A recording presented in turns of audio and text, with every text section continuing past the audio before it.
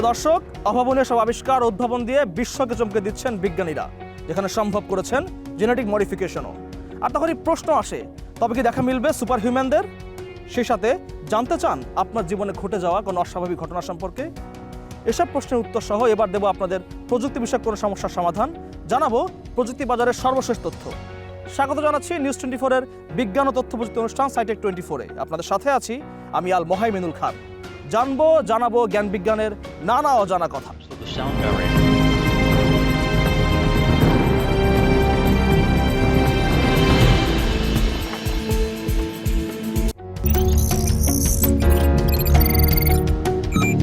Computer ইঞ্জিনিয়ারিংয়ের সাহায্যে যেভাবে রোবট বা যন্ত্রের আপগ্রেডেশন কিংবা মডিফিকেশন সম্ভব, তেমনই জেনেটিক ইঞ্জিনিয়ারিংয়ের সাহায্যে সম্ভব মানুষ বা জীবের বৈশিষ্ট্যগত পরিবর্তন। আর এজন্যই অদূর ভবিষ্যতে মানুষের প্রয়োজনে সুপার হিউম্যান নিয়ে আসা সম্ভব বলে বিশ্বাস করেন বিজ্ঞানীরা। আবার এই জেনেটিক ইঞ্জিনিয়ারিং ও বায়োটেকনোলজির সাহায্যে মেডিকেল থেকে শুরু করে কৃষি এমনকি উৎপাদন শিল্পেও অভাবনীয় বিপ্লব আনছেন বিজ্ঞানীরা, যে গবেষণায় পিছিয়ে নেই বাংলাদেশও।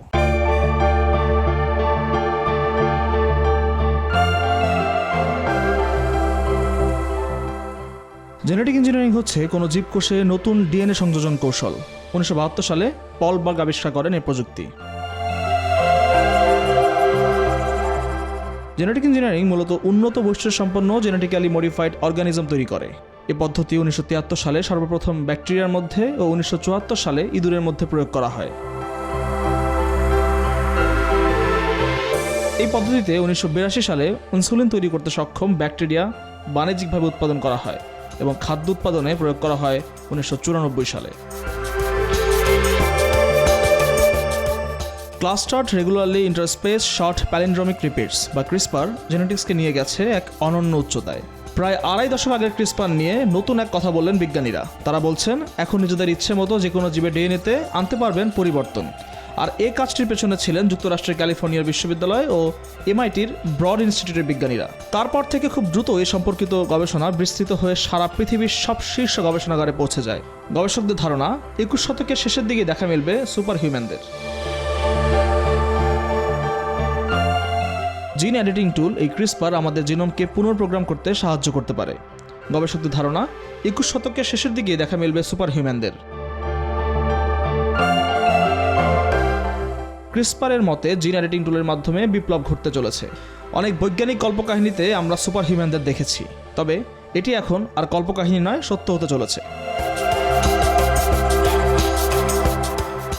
বৈশ্বিক উষ্ণায়নের হুমকিতে কিছু বিজ্ঞানী সাধারণ মানুষও যাতে ইন্দোনেশিয়ার সামাবাজা উপজাতিদের মতো পানিতে বসবাস করতে পারে তা নিয়ে কাজ করছেন।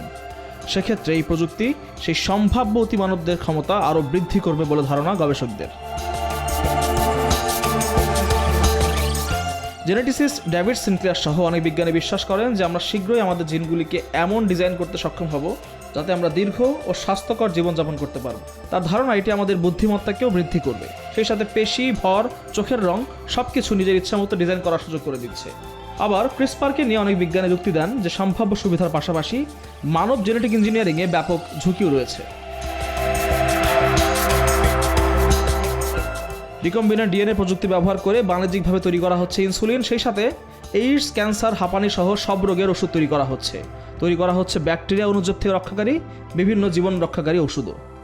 আবার জৈব কারখানায় প্রচুর পরিমাণ প্রোটিন, এনজাইম উৎপাদন করা হয়, যেগুলো এখন শিল্পও বটে। তবে চিকিৎসা ক্ষেত্রে জেনেটিক ইঞ্জিনিয়ারিংয়ের ব্যবহার ব্যাপক। বর্তমান কৃষিক্ষেত্রে জেনেটিক ইঞ্জিনিয়ারিংয়ের অবদান অভাবনীয়।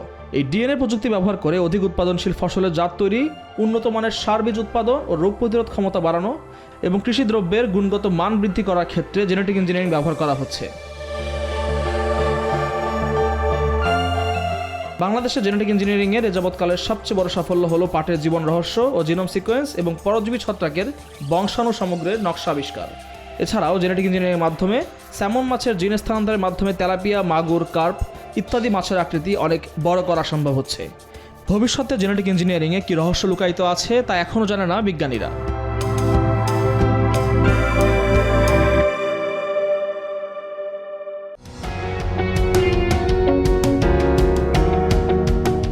কখনো কি এমন হয়েছে যে আপনার জীবনে ঘটে যাওয়া কোনো ঘটনা আগেও ঘটেছে আপনার সাথে? তবে ভয় পাওয়ার কারণ নেই, এমনটা অনেকের সাথেই হয়। এবার জানবো রহস্যময় দেজাভু সম্পর্কে।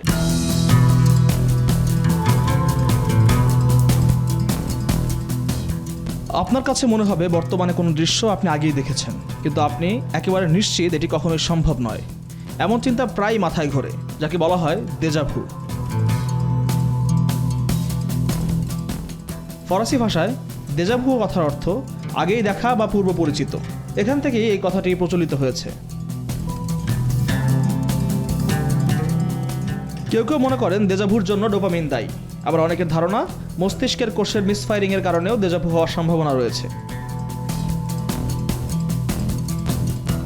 সাউদার্ন মেথডিস্ট ইউনিভার্সিটির মনোবিজ্ঞানী অ্যালান এস ব্রিউম 2003 সালে তার এক অনুসন্ধানের ভিত্তিতে বলেন, পৃথিবীর 70% বেশি মানুষ তাদের জীবনে কোনো না কোনো সময় এই পরিস্থিতি প্রত্যক্ষ করেছেন।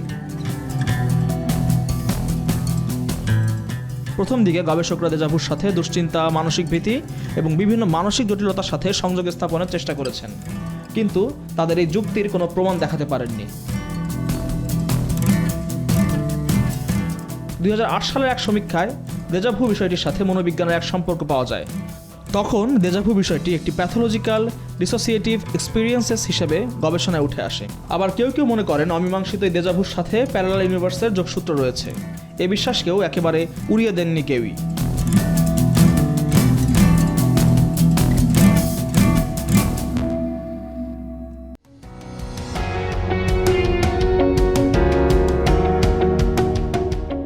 শতক থেকে মানুষ দেখেছে আকাশচুম্বী ভবন তৈরি হতে, যার বেশিরভাগ তৈরি করা হয়েছে টিউব ইন টিউব পদ্ধতিতে, যার উদ্ভাবন করেন ডক্টর ফজলুর রহমান খান। তাকে বলা হয় স্ট্রাকচারাল ইঞ্জিনিয়ারিং এর আইনস্টাইন।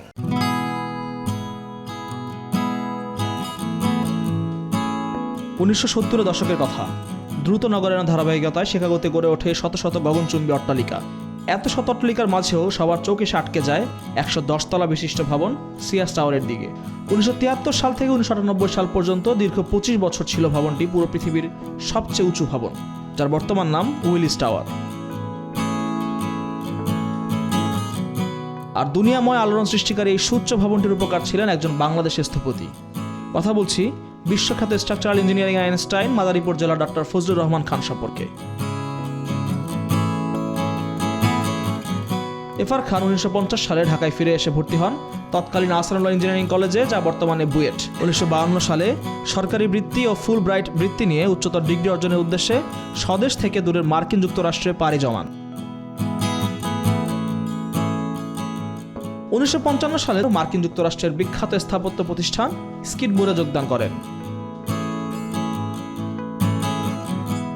ডক্টর ফজলুর রহমান খান প্রচলিত সকল পদ্ধতির বাইরে গিয়ে উঁচু ভবন নির্মাণের সম্পূর্ণ নতুন ও অর্থনৈতিকভাবে সাশ্রয়ী একটি পদ্ধতি ট্রাস টিউব স্ট্রাকচার সিস্টেম আবিষ্কার করেন। তখন হতে বর্তমান সময় পর্যন্ত প্রায় সকল আকাশচুম্বী অট্টালিকার নির্মাণ কাজে এই আবিষ্কৃত ট্রাস টিউব স্ট্রাকচার পদ্ধতি ব্যবহার হয়ে আসছে। ডক্টর ফজলুর রহমান খান ভুয়ো স্কাই স্ক্র্যাপার্সের নকশা করেছেন, যার মধ্যে উল্লেখযোগ্য 1 সেন্স square, William Street, 1 Magnificent Mile, Onterie Center ইত্যাদি।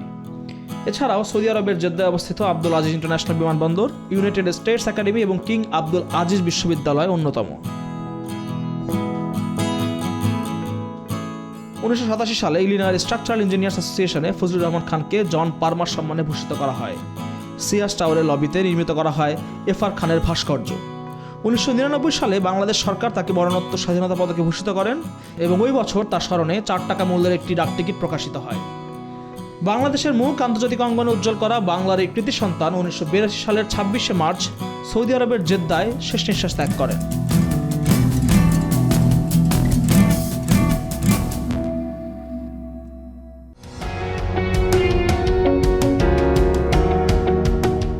ওয়াটার পিউরিফায়ার গবেষণায় সবচেয়ে এগিয়ে জাপান, যার বিখ্যাত কোম্পানি টরাইভিনো দাবি করছে এই ছোট্ট ডিভাইসে সম্ভব 2000 লিটার পানি বিশুদ্ধ করা।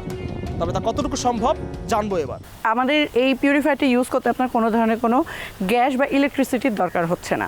যতক্ষণ ওয়াসা আপনাকে পানি সাপ্লাই দিবে ততক্ষণ পর্যন্ত আপনি ট্যাপ ছাড়লেই 99.99% পিওর ওয়াটারটা পাচ্ছেন। এখানে কয়েকটা স্টেজে পানিটা ফিল্টারেশন করে। প্রথমে একটা স্টেজ আছে, সেটাতে হচ্ছে আপনার যত ময়লাগুলো ও ছেঁকে নেয়। এরপর আরেকটা স্টেজ আছে, ওখানে আরেকবার সে ছেঁকে নেয়। তারপর গ্রানুলার অ্যাক্টিভেটেড কার্বনের মাধ্যমে পানিটা অ্যাডভান্স হলো ফাইবার মেমব্রেন টেকনোলজির যে রয়েছে ওইটির মধ্যে প্রবেশ করে এবং ওখানে যত ধরনের রোগ জীবাণু রয়েছে সে এটাকে ফিল্টারেশন করে আপনাকে খাওয়ার উপযোগী করে আপনাকে পানিটা প্রোভাইড করে। এর কিছু আন্তর্জাতিক স্বীকৃতি আছে, যেমন এর যে অ্যাডভান্স হলো ফাইবার মেমব্রেন আছে এটা ইউএসএর এনএসএফ সার্টিফাইড। বাংলাদেশের কথা যদি বলি এর বিশুদ্ধ পানি আইসিডিডিআরবি এবং বুয়েটে পরীক্ষিত। আমাদের প্রোডাক্টের একটা বড় বৈশিষ্ট্য হচ্ছে এখানে কোনো ধরনের কেমিক্যাল ইউজ করা হয় না। হলো ফাইবার মেমব্রেন টেকনোলজি সম্পূর্ণ এই ডিভাইসটি আপনাকে 99.99% পরিশোধিত বিশুদ্ধ প্রাকৃতিক খনিজযুক্ত এবং ক্লোরিনমুক্ত পানি আপনাকে সরবরাহ করবে। সো যেটি আমরা এই মুহূর্তে চাই। আমাদের অন্যান্য যে আরও পিউরিফায়ারগুলো রয়েছে এখানে কিন্তু প্রাকৃতিক মিনারেলটা আপনার মিসিং, যেটা আমাদের শরীরের জন্য খুব প্রয়োজনীয়। আমরাই প্রথম এই ডিভাইসটি বাজারে এনেছি।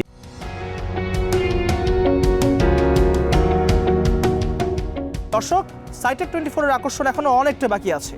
কোথাও যাবেন না, ফিরছি একটি ছোট্ট টেক ব্রেকের পর।